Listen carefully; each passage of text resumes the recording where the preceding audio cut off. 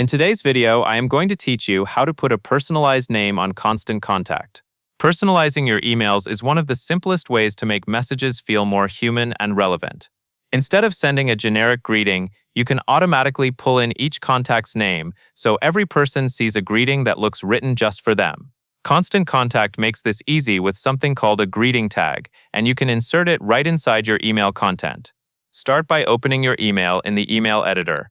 You want to be in the area where you can actively edit the text of your message. Once you are in the editor, click into a text block where you want the personalized greeting to appear. A common place is at the top of the email, right before the first sentence of your main message. Make sure your cursor is placed exactly where you want the greeting to be inserted, because Constant Contact will add it at that cursor position. Next, go up to the toolbar and click Insert, then choose Greeting Tag. This opens the settings for your personalized greeting. Here you will choose the salutation, which is the opening word or phrase. For example, you might select something like "Hi" for a friendly tone, or "Dear" for a more formal style.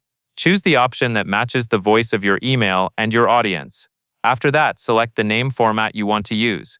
Many people choose first name because it usually reads naturally in an email greeting.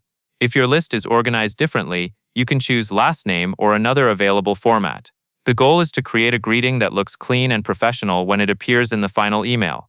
Now set your fallback text. This is important because not every contact record will have a name filled in.